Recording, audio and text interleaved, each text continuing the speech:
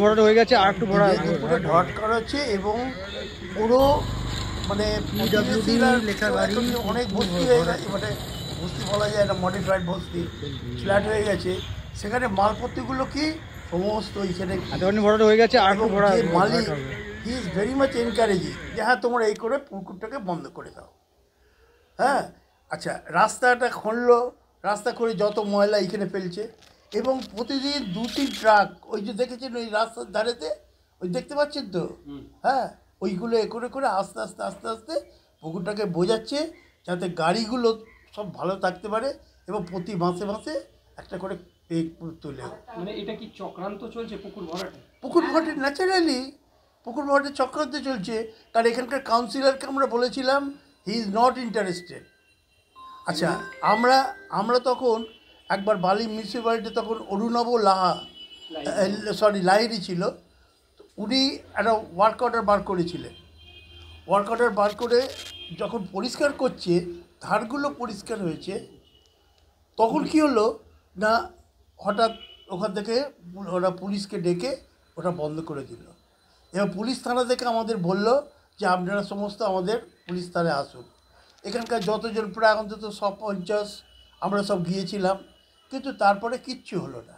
নবান্নতে চিঠি করেছিলেন? হ্যাঁ, নবান্নতে চিঠি তো প্রতিটা কপি আমাদের দিয়েছি নবান্নতে, তারপরেও কোনো শুনবাই নেই, কোনো কিছু হয় না। কি মনে করছেন এই যে মালিক পক্ষ যারা করছে, হ্যাঁ, কি ভরাট করে কি তারা মাল্টি স্টোর বিল্ডিং করতে চায়? মাল্টি স্টোর বিল্ডিং করবে কিনা জানি না, কিন্তু তাদের মেন উদ্দেশ্য হচ্ছে যে ভরাট করে গাড়ি রাখার ভরাট হয়ে গেছে, আর একটু ভরাট এবং প্রতি মাসে মাসে তারা একটা লামসাম একটা অ্যামাউন্ট। ঈদের মাথায় কোনো বড় শাসন ভরাট হয়ে গেছে, আর একটু ভরাট হবে।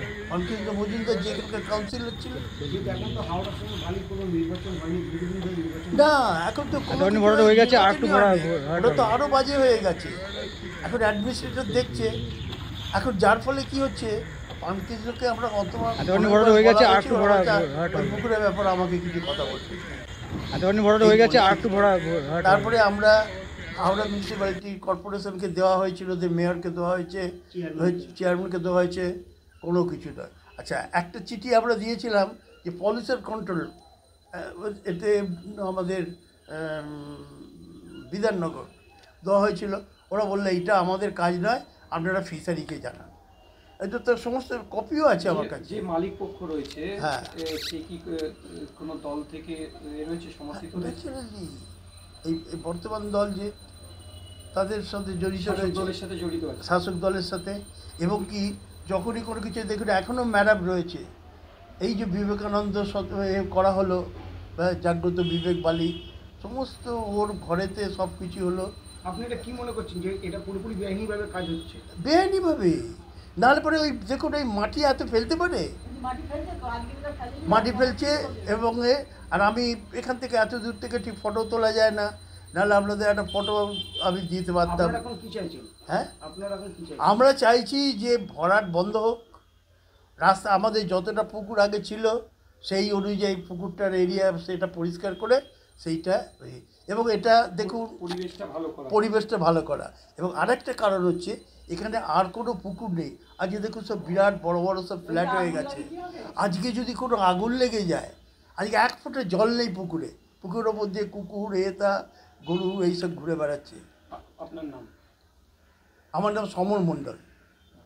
দাদা, একটা অভিযোগ উঠছে এখানে ল্যাসকো মেডিকেলের ওখানে একটা পুকুর রয়েছে রাস্তার ওপরে, সেই পুকুরটা আস্তে আস্তে করে বন্ধ করে দেওয়া হচ্ছে, মানে ভরাট করে দেওয়া হচ্ছে মালিক পক্ষ তরফে।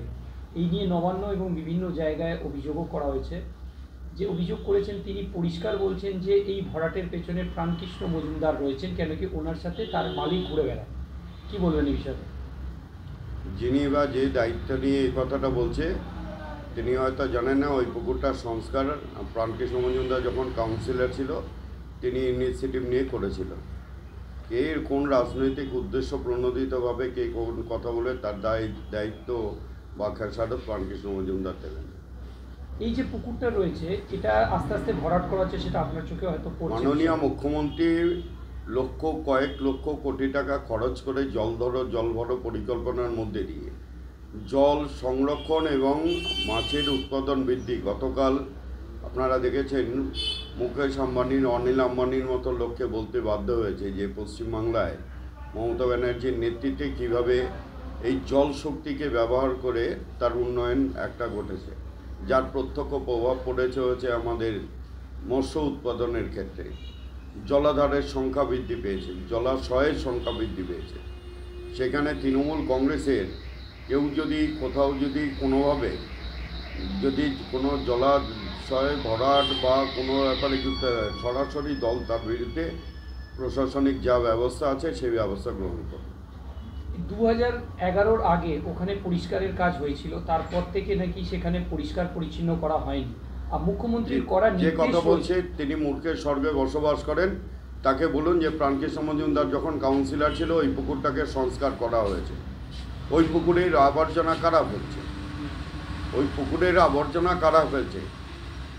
বাড়ি থেকে লোক নিয়ে এসে ফাঁকা জায়গা পেলেই, শুধু পুকুর কেন, রাস্তার ধার যেখানে যখনই যেখানে পাচ্ছে এনে মানুষ ময়লা আবর্জনা ফেলছে। এরকম কোনো ইনস্ট্যান্ট এই ওয়ার্ডে আমি যতদিন, এখন তো ছেড়েই দিই, কোনোদিন আমরা এই জলাশয় বৃদ্ধির জন্য এবং এই ওয়ার্ডে একাধিক কাজ, আমার কাছে প্রমাণ আছে যে জলাশয়ে আমরা সৌন্দর্যায়নের কাজ, সংস্কারের কাজ করেছি, সেটা কোর্ট করে বন্ধ করে দেওয়া হয়েছে মালিক পক্ষের পক্ষ থেকে। আর কেউ যদি বলে থাকেন আমার সঙ্গে ঘুরে, আমি তার নামে গিয়ে এফআইআর করুন। সব ঢপবাজি করে কোনো লাভ নেই। কোথাও কি মনে হচ্ছে যে মুখ্যমন্ত্রীর যে নির্দেশ রয়েছে পুকুর ভরাট এগুলো চলবে? কেউ যদি পুকুর ভরাট করে থাকে তিনি অপরাধ করছেন, তার বিরুদ্ধে আইনানুগ কঠোর থেকে কঠোরতম ব্যবস্থা প্রশাসনের পক্ষ থেকে নেওয়া উচিত। যারা এই ভিত্তিহীন কথা বলছে তাদের উচিত তাদেরকে গিয়ে থানায় গিয়ে অভিযোগ দায়ের করার জন্য। আপনার কাছে অভিযোগ আসলে ব্যবস্থা নেবেন? একদম, আমার কাছে অভিযোগ আসার দরকার হবে না। তার আগেই আবার জলবড় পরিকল্পনা যদি হাতের সুযোগ পাই, আবার পুকুর সংস্কারের কাজে নেমে যাব। আপনার নাম? প্রাণকৃষ্ণ মজুমদার, রাজ্য আইএনটিটিইউসির সাধারণ সম্পাদক। দাদা, বেলুড় স্টেশন রোডের ল্যাক্সকো মেডিকেয়ার যে রয়েছে তার পাশে একটা পুকুর ভরাট হচ্ছে, বহুদিন ধরেই ভরাট হচ্ছে। এলাকাবাসীরা অভিযোগও দিয়েছে, ডেপুটেশনও দিয়েছে, বিভিন্ন জায়গায় তারা বিভিন্ন দপ্তরে তারা কমপ্লেন জানিয়েছে, তারপরেও কাজ আস্তে আস্তে চলছে। কি বলবেন এই বিষয়ে? দেখুন, তৃণমূল কংগ্রেস দলটাই হলো দুর্নীতির জন্য তৈরি করা। এই একটা কোম্পানি যেটা দুর্নীতি করে টাকা কামাই করে, সেই জন্য একটা তৃণমূল কংগ্রেস যখনই শাসনতে এসছে আপনি দেখবেন 10 বছর থেকে 75% যে এক্সিস্টিং পুকুর ছিল 2011-তে, 75% পুকুরগুলো ভাড়াট করে দেওয়া হয়েছে। ভাড়াট করে বিল্ডিংয়ে এই পরিমাণটা যখনই ভাড়াট করা হচ্ছে, ওর মধ্যে কাউন্সিলর, এমএলএ সবাই ইনভলভ থাকছে। ওই ইনভলভমেন্টকে নিয়ে ওরা সেই প্রমোটার হোক বা জমি মালিক হোক, তার থেকে একটা মোটা টাকা নিচ্ছে। সেই টাকা নিয়ে নিজেকে শান্ত করছে, আর তার জন্য ওর প্রপার্টিটা ভাড়াট, পুকুরটা ভাড়াট হচ্ছে। এই পুকুর ভাড়াট কি আপনি সমস্ত জায়গায় দেখুন, ইল্লিগাল কাজ ছাড়া তৃণমূল ইলিগাল কাজ ছাড়া কোনো কাজ আছে পশ্চিমবাংলায়? কোনো কর্মসংস্থান আছে? যত ইলিগাল কাজ আছে তার জন্যই তৃণমূল কংগ্রেস এখানে দাঁড়িয়ে আছে, না হলে তৃণমূল কংগ্রেসের মধ্যে ইলিগাল কাজ ছাড়া কোনো কাজ নেই। এই পুকুর ভরাট মানে তো এনভায়রনমেন্ট নষ্ট করা, একদম পরিবেশ শেষ করে দেওয়া হচ্ছে। এরপরে যে বাড়িগুলো আছে সেগুলো একদিকে হেলে যাচ্ছে, তারপরে পৌরসভার চোখ খুলছে না, কি মনে হচ্ছে? না, পৌরসভার চোখ খুলবে কি করে?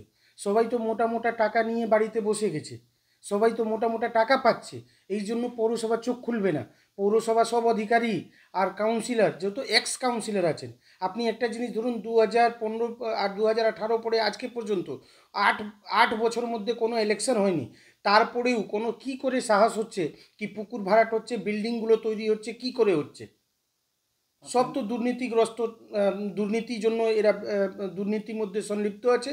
গোটা বালিতে কেন, গোটা পশ্চিমবাংলায় পুকুর ভাড়াটের সমস্যা আছে, গোটা পশ্চিমবাংলায় ইলিগাল বিল্ডিং সমস্যা আছে, গোটা পশ্চিমবাংলায় হেলে যাওয়ার পড়ে যাওয়ার বিল্ডিং আপনি দেখতে পাচ্ছেন গত 2 বছর মধ্যে। আপনি আসতে দিন, সামনে 10 বছরের মধ্যে দেখবেন তৃণমূল শাসনকালে যতগুলো বিল্ডিং তৈরি হয়েছে সবটা হেলে যাবে বা পড়ে যাবে। আপনার নাম? विनीत पांडे, भारतीय जनता पार्टी हावड़ा सदर एग्जीक्यूटिव मेंबर।